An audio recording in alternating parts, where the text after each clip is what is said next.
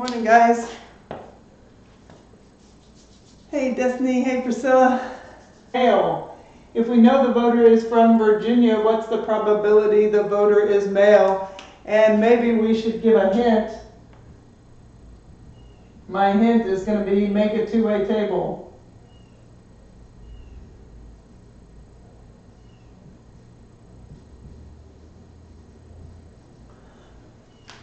Which is what we did yesterday, made two-way tables. So see if you can make that two-way table. As we wait for everybody to show up this bright morning. How's it going? Hey, Bo. How's it going? Got an early bird here. Get you started. Warm your brains up. See if you can do that problem. Or at least make the two-way table for it. 500 undecided voters from either New York or Virginia. Watch the president.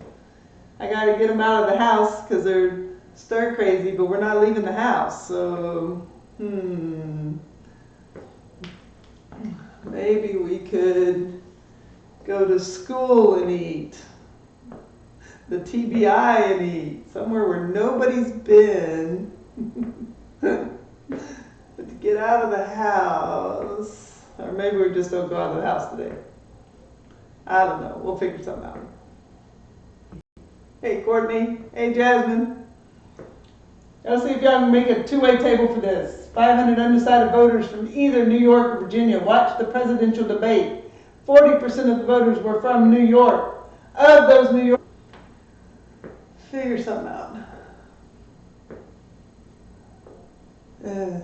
Snow, that's just workers. 20% were female.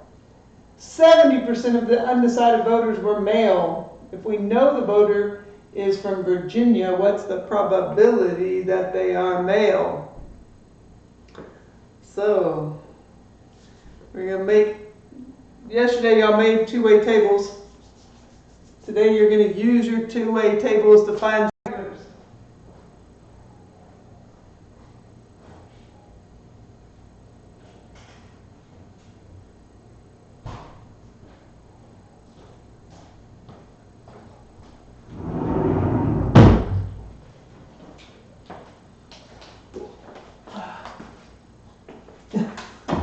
One for every day of the semester, Courtney. One for every day of the semester.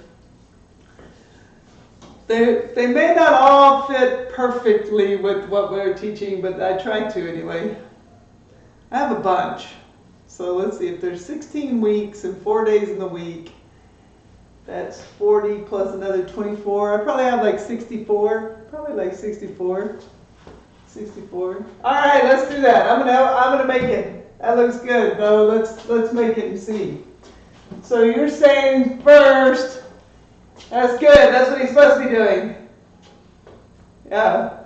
So first, I know my two-way. Hey, there's Eve. I know my two-way table needs two variables, and so one variable is where they're from. So Virginia or New York. So I'm gonna do that first. Virginia or New York. Maybe I should move it down a little bit. Just so we don't mess with my haiku. Born without knowledge. Yes, you are. You're born without knowledge. Yearning to learn evermore. A lifelong pursuit. Forever and forever. We're always learning. Good. Virginia and New York. I'm going to put them up here. And New York. And then, of course, I have to have the total.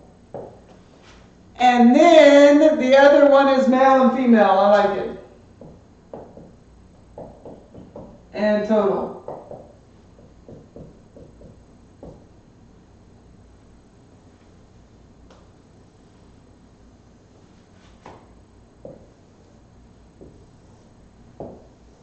And then we're just going to fill in. So Bo's done it for me.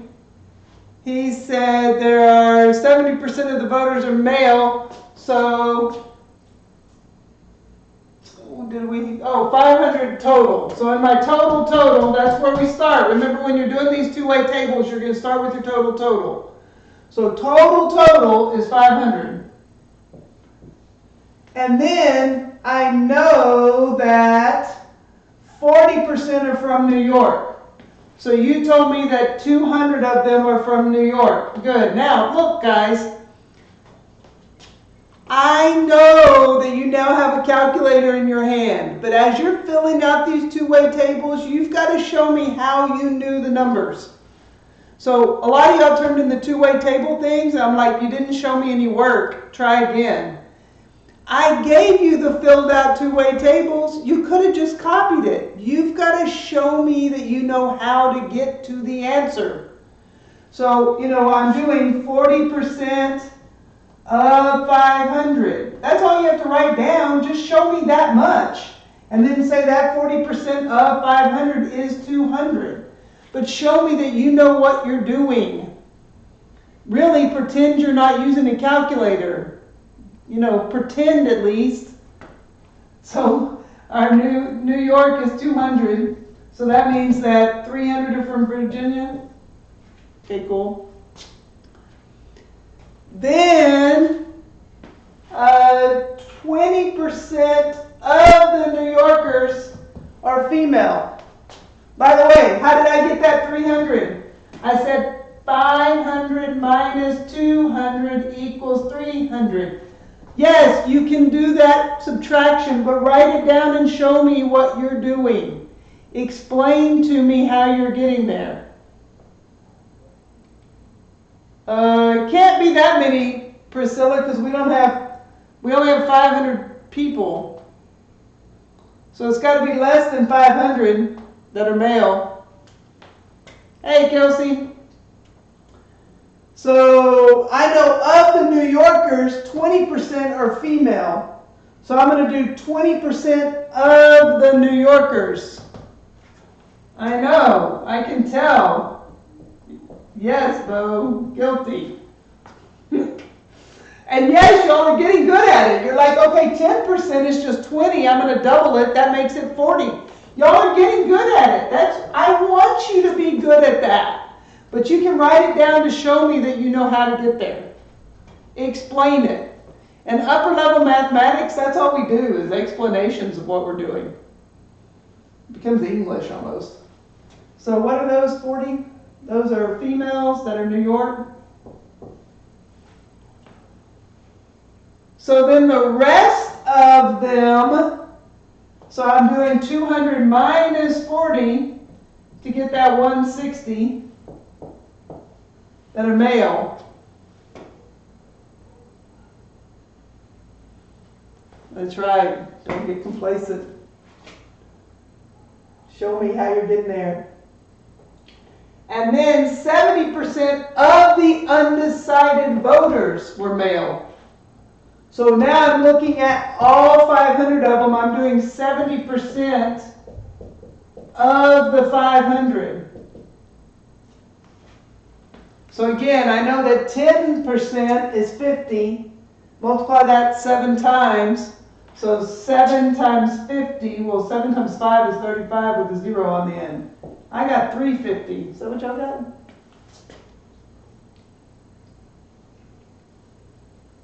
That's what Priscilla meant. She just typed 650, but she meant 350. Hey, Imani. And then I'm going to subtract 350 minus 160.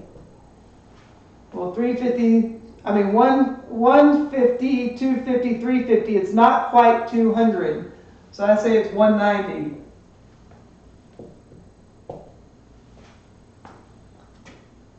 $350. And now I'm just doing some subtraction. So 300 minus 190 gives me, 190, 290, so a little over 100. A little over 100, I said, and then I wrote a 2. Let's see if that makes sense. Yep. Now I'm going to add 150. I ran out of room, but on your paper you can show me all your work. It is early. Okay, this is going to be step one. In fact, you've already done step one of tonight's homework because you went through and made all the two-way tables. There might be one or two that you're going to have to make two-way tables for in the homework, but most of them you've already done the two-way table for. Now from that, we're going to find the probability. So here we have the probability we're looking for. And the probability, it asks me if we know the voter is from Virginia. So I know that the person's from Virginia. So I'm only looking at the people that are from Virginia. That's it. I'm only looking at those ones from Virginia. I'm not looking at everybody. I'm only looking at the ones from Virginia. So they're the ones from Virginia. What's the probability the voter is male? So I'm only looking at these guys. That's my total.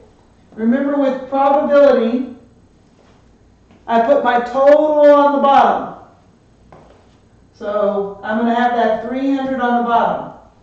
Then on top, I want the ones that are male. Well, I'm only looking at these ones from Virginia. So the ones that are male are these 190.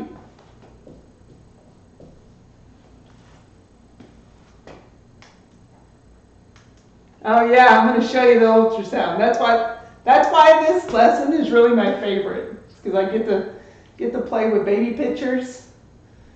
And then you get to watch this video. Tomorrow you're going to watch a video, and it's my favorite. This is just my favorite lecture. So this is 19 out of 30.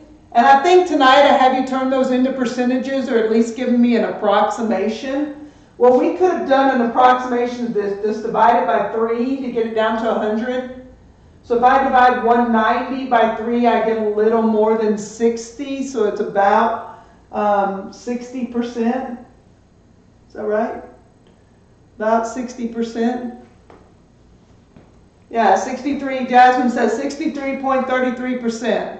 So about 60%. You can tell you divide that by 3, you divide the top by 3, so about 60%. How are you? Going into sonography. Get to look at images such as this over and over again. I'm going to show you all about it. Now, what were we finding? Well, I'm going to show you this notation. I think we looked at it back at the beginning when we talked about conditional notation, but we're going to look at it some more today. What we were doing is we were looking for the probability of males given we knew that they were from Virginia. I think that's the initials for Virginia, VA. So we were only looking at the people from Virginia, and we were looking at the males from Virginia. So we had this condition. All right, so this is basically what we're doing today. Look, y'all did it. We can do this. Nothing to it. So let me explain what Bayes Theorem is. And I'll tell you a little bit about the picture. And we'll talk about some testing. And this is my favorite lecture because it's just so relevant in your everyday lives, and especially for those of you going into medicine. It's just too relevant. It's too much of what you need to know. So let me explain first about Bayes' theorem. So this Bayesian thinking, the idea of Bayesian thinking, all it is just a simple idea that you have some preconceived notion. You think you know something. And then you get new information. New information is presented to you. And once you get that new information, it changes your thinking. That's all Bayesian thinking is. So I'm going to write that down kind of in words. So Bayesian thinking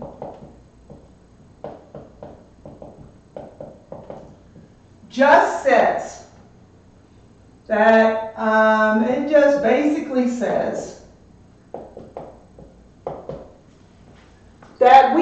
some initial belief.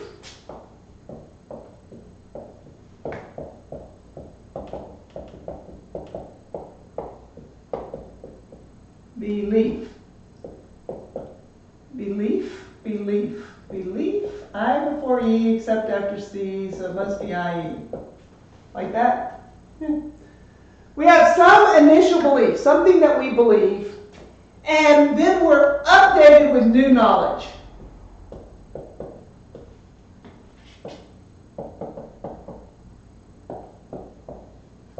New information.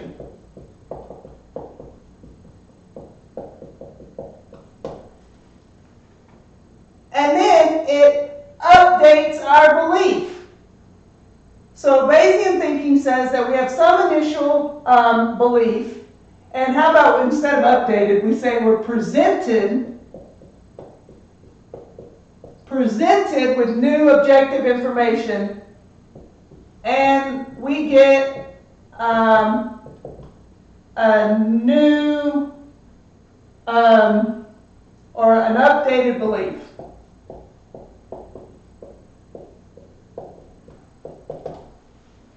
Now that happens all the time in life. You know, that's just a constant thing. You walked into your math class and you had this belief that math was hard and awful and you hated math. And then after being in this class, you're like, I love math so much, I think I'm going to take another math class. So you were presented new information and now you have a whole new belief about math, right? That's how that worked, right? Or, you know, a lot of times what happens to us when we get into college is we're like, I'm going to be an engineer. And then you take a class or two and you're like, I hate this. I don't like this anymore. I'm not going to be an engineer. So those are the types of things, you know, that happen just every day to us. We see something, we believe one way, we're presented new information, and then our idea changes. So that's all Bayesian thinking is. Then based upon that, we have this whole formula for probability. But all that is, this probability formula, is just that conditional probability. So like for instance, over here, if I asked you what's the percent, you know, let's just look at all those voters, what's the probability I get a male? Well, the probability I got a male was, whatever that was, 70%. So 70% was the probability that I got a male. But then once I knew they were a Virginia voter, once I knew they were for Virginia, the probability changed. The probability they were male was no longer 70%.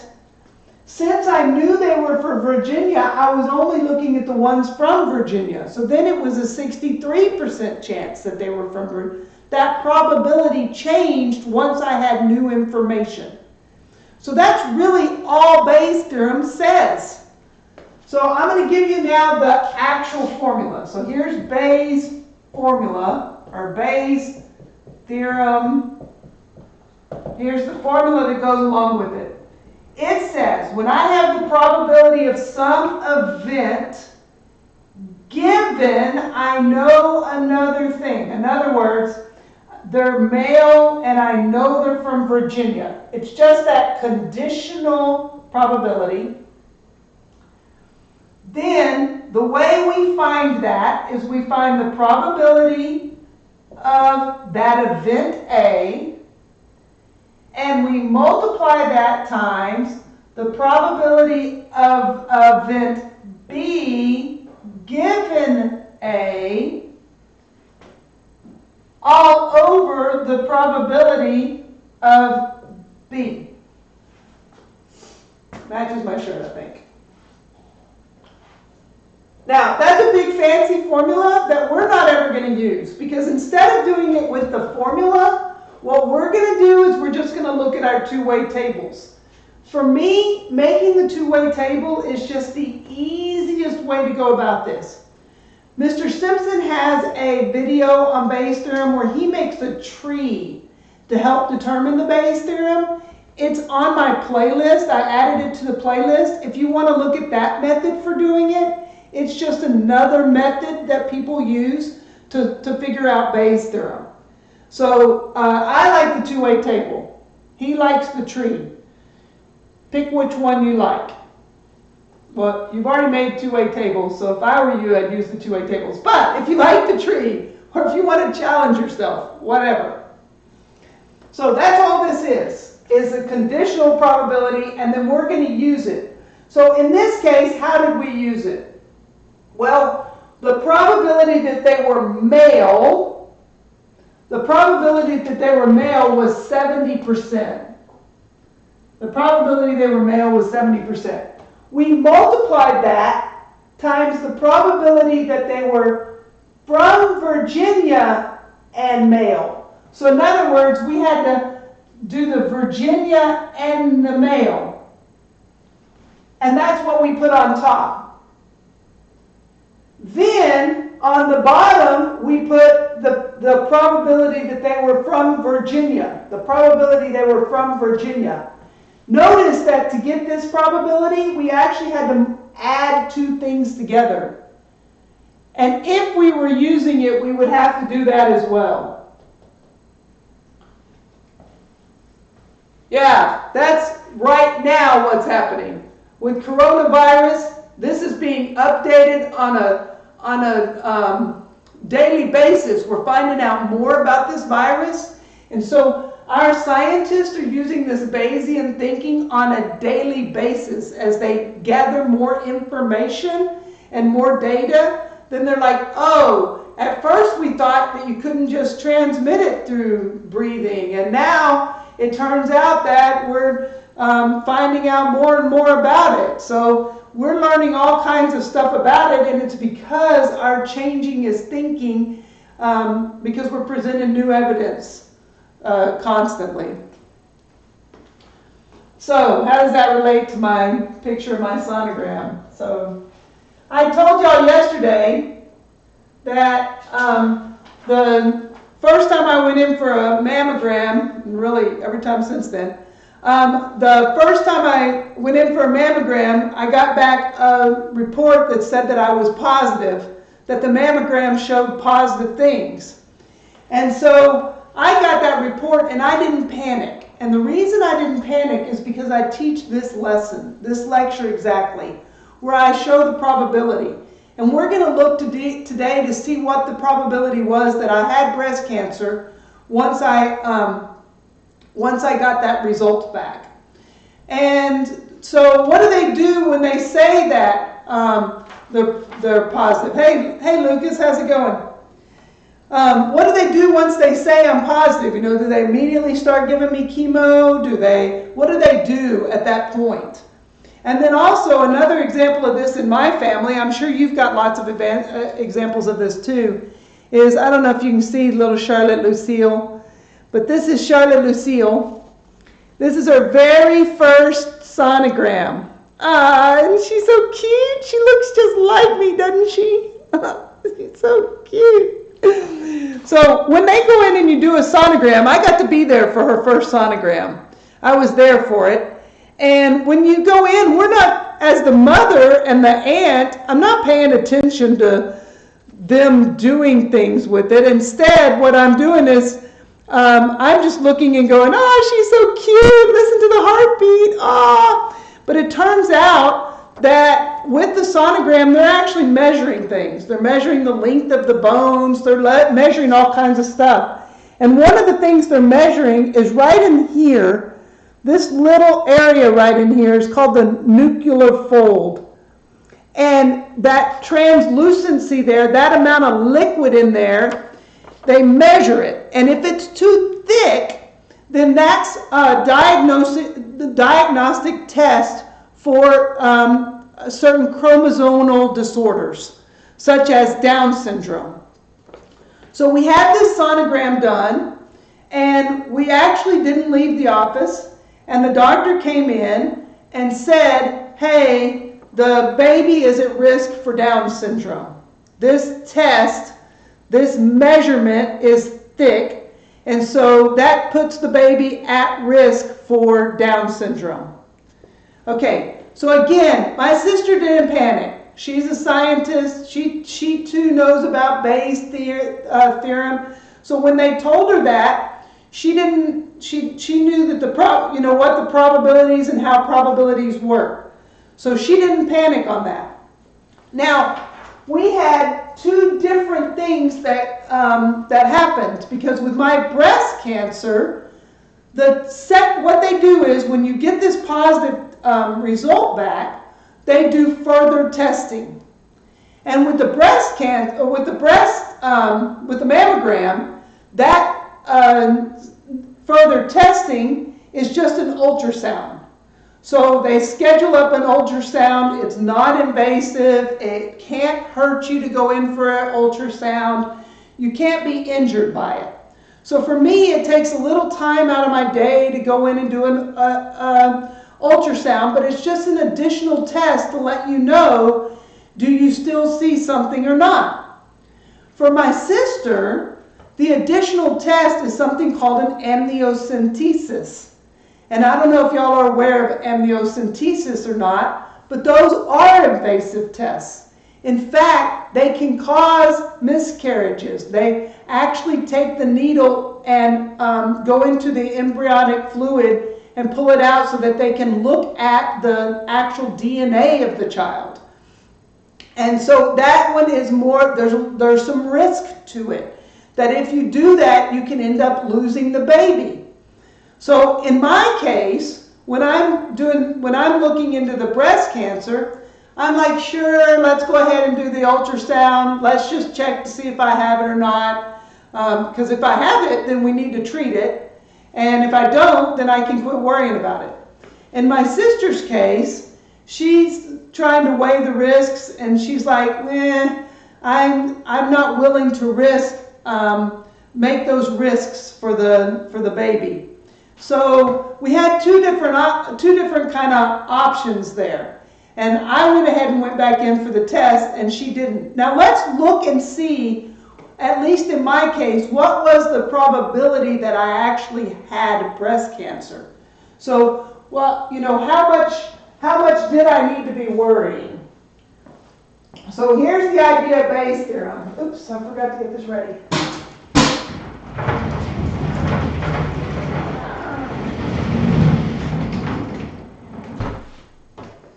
All right.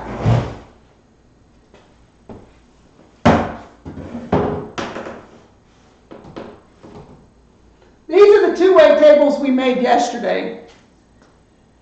Yesterday we made 3 two-way tables, and the bottom one was the chance that I had breast cancer. So when I walked into the doctor's office, the women my age, it was a 1% chance, 1% probability when I walked into that to have my mammogram done that I had breast cancer.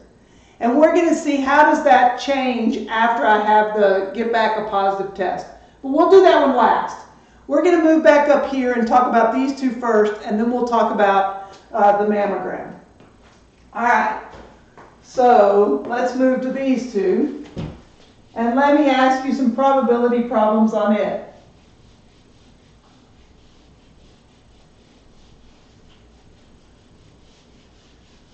So remember the one with the criminal justice here, or the crime scene, where the person identifies, they have a 75% chance that they correctly identify the race. So if you're one that's in criminal justice, that's another degree plan, that if you're going into criminal justice, you take statistics also. So not everybody out there is a nurse. Some of you are going into criminal justice. And here's an example of where Bayes theorem comes up in criminal justice. There's a 75% chance that the person who's identifying the suspect gets the race correct. And we know that from the population, 84% of that particular population is white and 16% of the population is black. And I want to know, what's the probability that a perpetrator is black if the witness says they're black? So, we know that they have a 75% chance of being correct. But does that probability remain 75% when, so Destiny, you're doing criminal justice? That's good to know. That's good to know.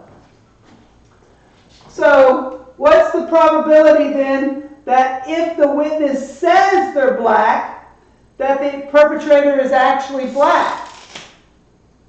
Well, so what we're going to do is we're going to look to see what do we know. We're given something here. And because we're given something, it's going to change our probability. In other words, we have a new information coming in. And as you read the questions tonight, the hard part of this is figuring out what you know and what you're trying to find the probability of. So just reading the problem and getting your mind wrapped around it is the hardest part. I think that's always our hardest part, is just reading it and figuring out what it's asking. So here, what's the probability that the perpetrator is black if the witness says they are black? So we're not looking at the entire population anymore. We're only looking at part of them. Which part of them are we looking at? Can you figure that out from this question? What do we know? Which part of that are we looking at? What are we given? It's kind of a hard one to start with. Can you figure that out? I bet you can. Y'all are bright like that.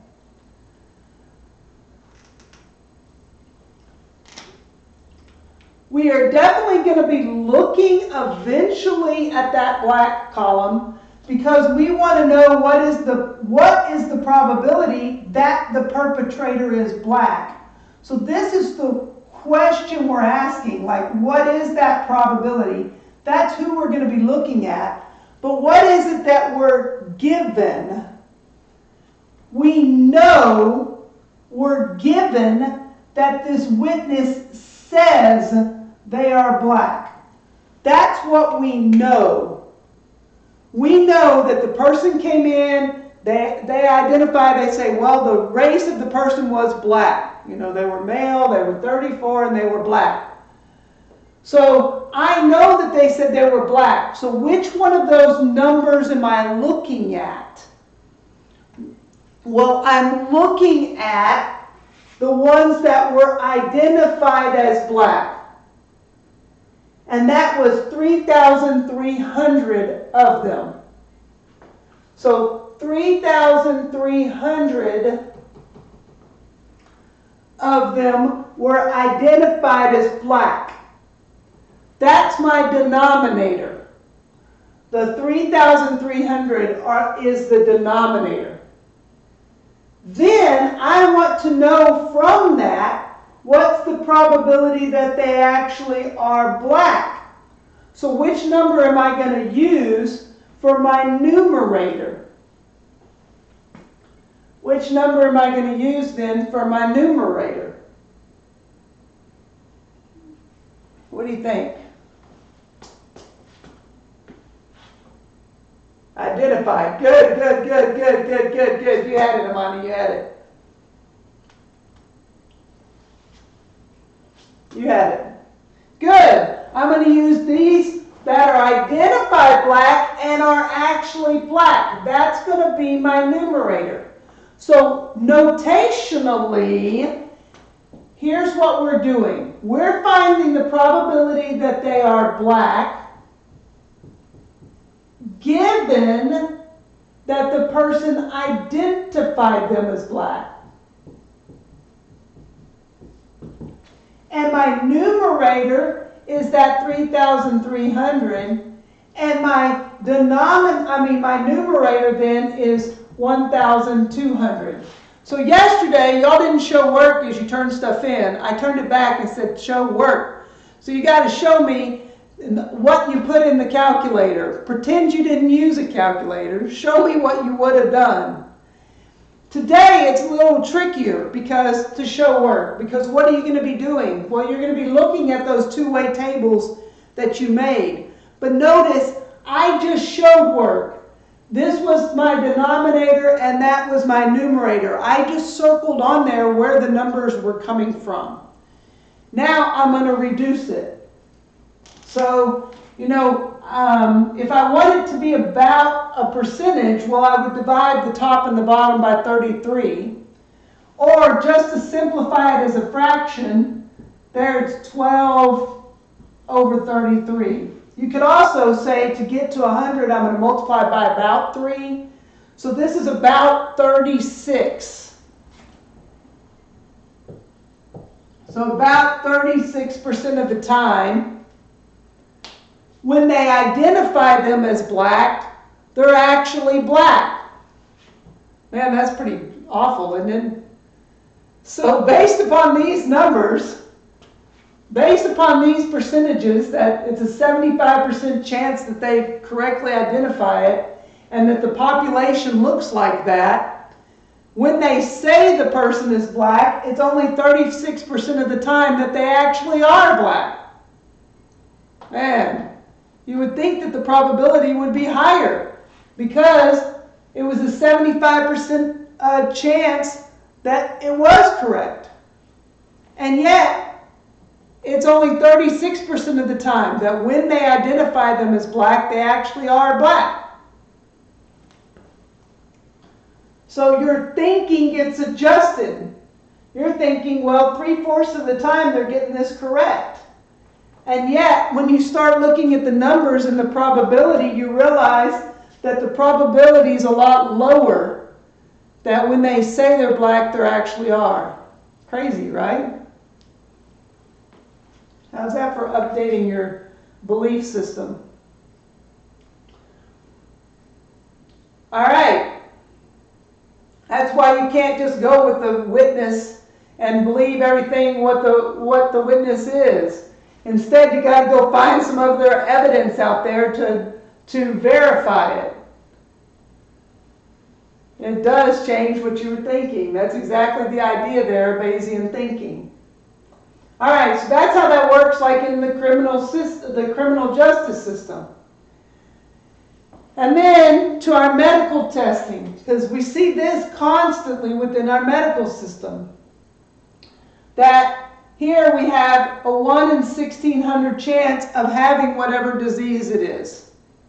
So when I walk in the doctor's office, it's a 1 out of 1,600 chance that I actually have it. And in this case, I walk out with let's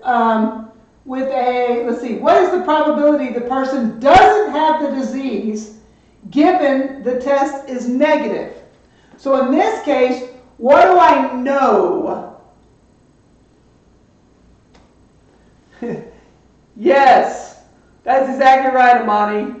When you're on jury duty, you bust out the Bayes Theorem.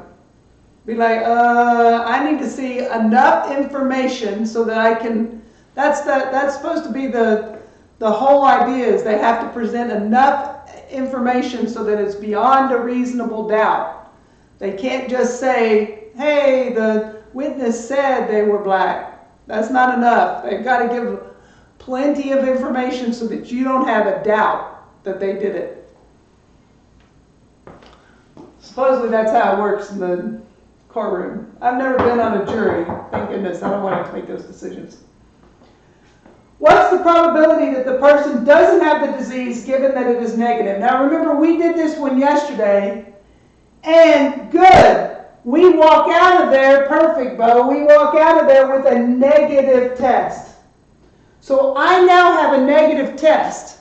I know I'm negative. And you're thinking from that, the negative test, remember, is that specificity. So 95% of the time, if I don't have the disease, 95% of the time when I don't have the disease, the test shows that. So here, I want to know, once I have a negative test, what's the probability that I don't have the disease? Now, you might be thinking that it's 95% because the specificity was 95.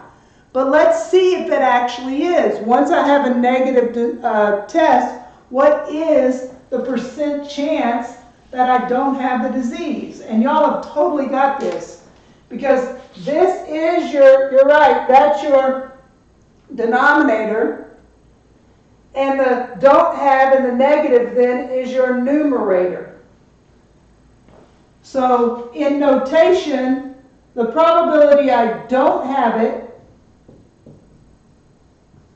given I had a negative test, well, the negative tests are my denominator, and my numerator are the ones who don't have it and got a negative test. They are a good class. The 11 o'clock class is really good, really strong. Of course, I got 3 strong ones in here from that 9:30 class right now. Lucas, Destiny, and Zoe are all from the 9:30 class. They're here. But all the rest of them are from 11. What's up with that? I got more shows from the 11 o'clock class than the 9:30. Now, let's do some reduction there. Just tell me what is that percent? I mean, those look really close to one another. This number is almost the same as that number. If I had to tell you what the percent is, without a calculator, I would say this is like 99%. I would say that's like 99% approximately. Almost everybody who walks out with a negative test, because those two numbers are so close. I mean, we're just 10 away, and the numbers are so big that these are almost the same. So it's almost 100% of them. Jasmine says it's 99.99. So almost everybody who walks out with a negative test does not have the disease. And that's what this, you think it would be 95%, but it turns out that if you get a negative, most likely you do not have the disease. It's very, very rare then that you actually do have the disease. So if I have a 95% specificity, it's actually really, really close that I'm not going to have it, especially with this prevalence. It might change if the prevalence were different. What about if I changed the wording of this?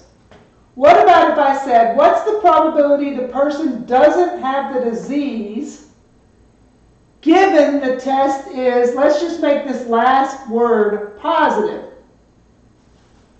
What if I say instead of negative, I make this last word positive? How does that change my question?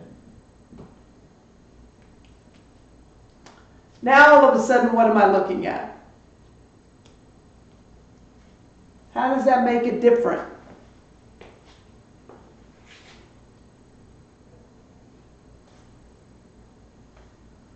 What's different about those two?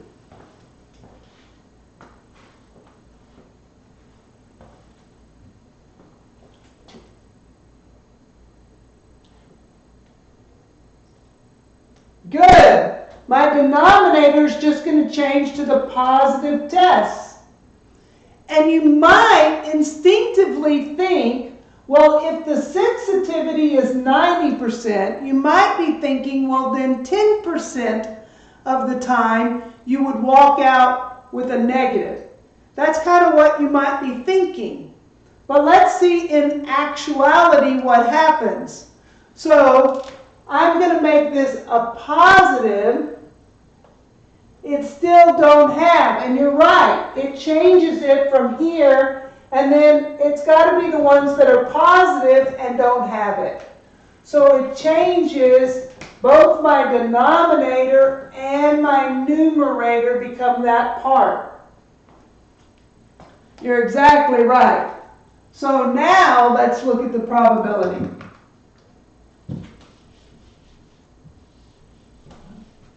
So that I have 8085, and on top I've got 7995. So I walked out with a positive test. I walk out with a positive test. What's the probability I don't have this disease? Well, again, those are pretty close to one another. It's going to be pretty high that I don't have the disease. So, divide that by like 80. Oh, man, it's going to be really close, like 90, 97, 98%. So y'all tell me, what is that percent now of people who got a positive test but don't have it? 98.89%. Look how high that is. So most of the people that walked out with that positive test did not have the disease. Think about that for a minute.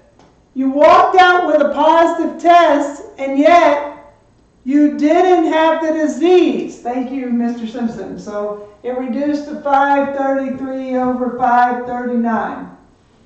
If I divide it by 5, maybe something else goes in there, but at least 5. Almost, it's 99%. I mean, it's almost everybody who walked out with a positive test did not actually have the disease. So it just is, it updates your belief. It updates your understanding once you know this more information about it. So for me, when I went in for breast cancer, I know the prevalence is about 1 out of 100 women my age have breast cancer. So what is the chance? Well, when I walk into the doctor's office, that means that my probability is 1 out of 100. Then I get a positive test back. So maybe I start to panic because I get this positive test. But let's see what is the probability that I actually had the disease. So in my case, what's my denominator going to be? My mammogram's positive. What's the probability I had breast cancer? So what's my denominator going to be there?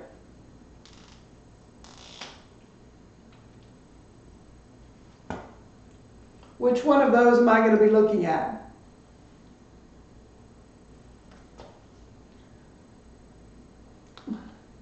Yeah, exactly, those positive tests. So I'm only looking at the positive tests, which the positive test, my denominator then is going to be the 1,089. You're exactly right. I'm one of those 1,089 people that got a positive test. So then I start to get anxious, and I'm having to worry, and I call my doctor and I say, now what?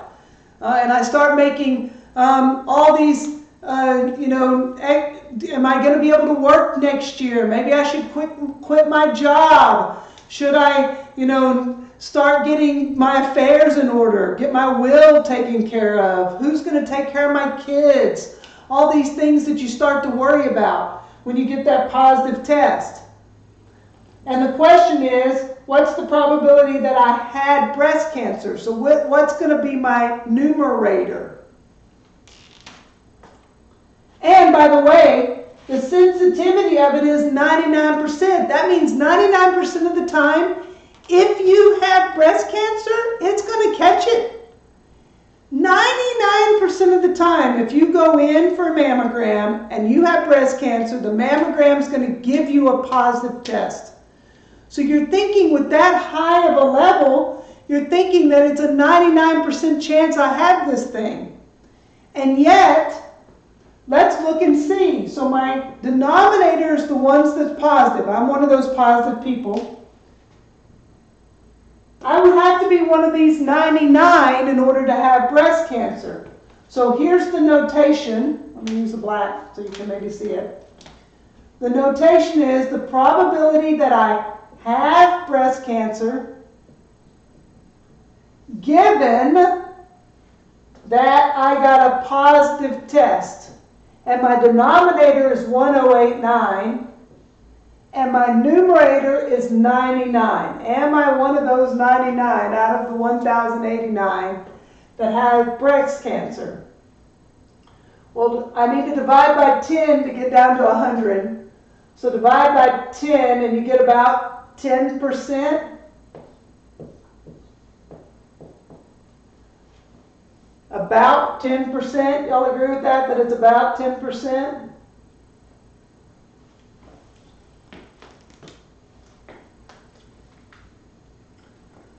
So I started with this 1 out of 100 chance. Then when yeah, that's scary enough, just thinking that it's 1 out of every 100. But, I'm not too worried about it. Then I get this positive test back, and I know that 99% of the time it's going to catch it if I do have it. But instead, so he says it's a little bit less, it's like 9%. Good, Jasmine, yeah. Jasmine says it's 9%. So it's just 9% of the time, if you get that positive test, you actually have it. And yet these tests are really good. Look how good it was. It was a 99% sensitivity. In other words, 99% of the time that you have breast cancer, it's going to catch it. And 90% of the time, if you don't have it, it's going to say you don't have it. And yet, it's only when I got that positive result back, it was only a 9% chance that I actually had breast cancer. That's the reason when I got that positive back in the mail, I didn't panic. I thought to myself, well, the probability is still low that I actually have breast cancer. I need to have another test done to find out if I do or don't. And that other test that I needed to have done was not invasive. It wasn't going to hurt me in any way.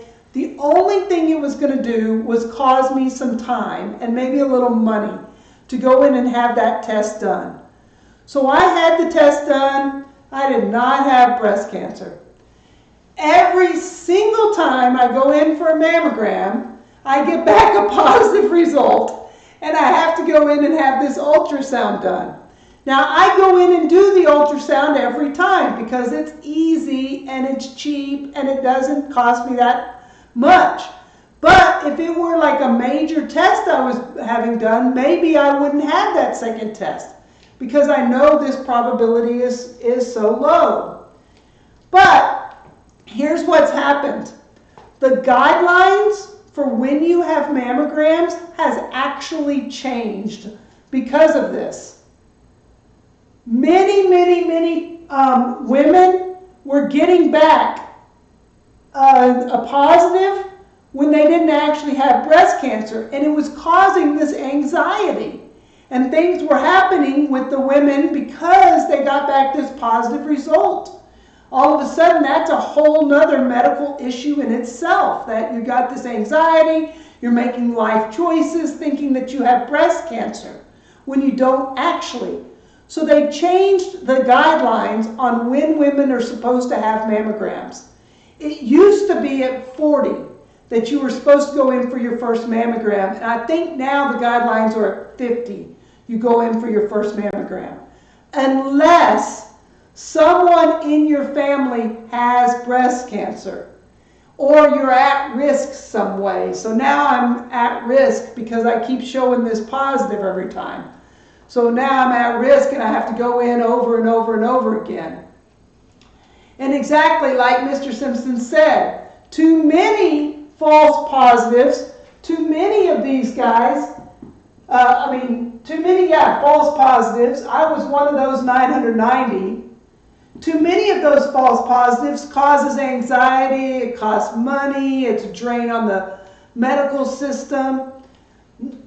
So they actually changed it so that you're not going in every year for a mammogram, and you have to be older to start unless you already have a risk factor.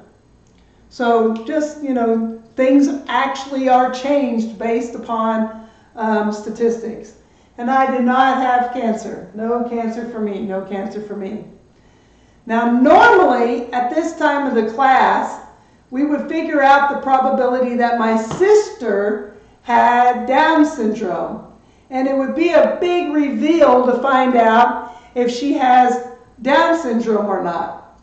But y'all already know because you did a pre-assessment on it. So it's kind of I don't get to give the reveal here. And part of your assessment is you're going to figure out my sister's probability that her baby had Down syndrome when she got back that result. You gave me what you thought that probability was. You already turned that in. That was your pre-assessment. You told me what you thought her probability was. But now that you know a little bit about, thanks, she is so adorable. Wait till you get to watch the video. She's so cute. So now I want you to go back and see if your thinking has changed now that you know a little something about Bayes' theorem.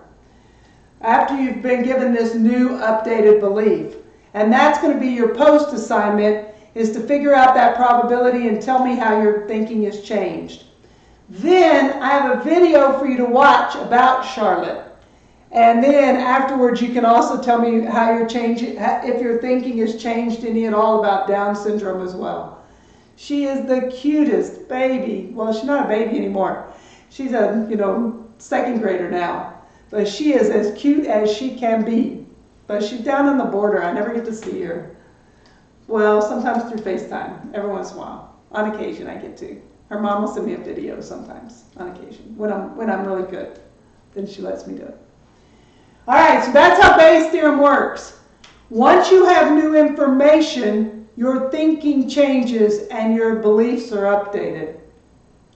Hopefully you now have a little bit of new learning and updated beliefs, and the next time you get a positive test back, you won't freak out.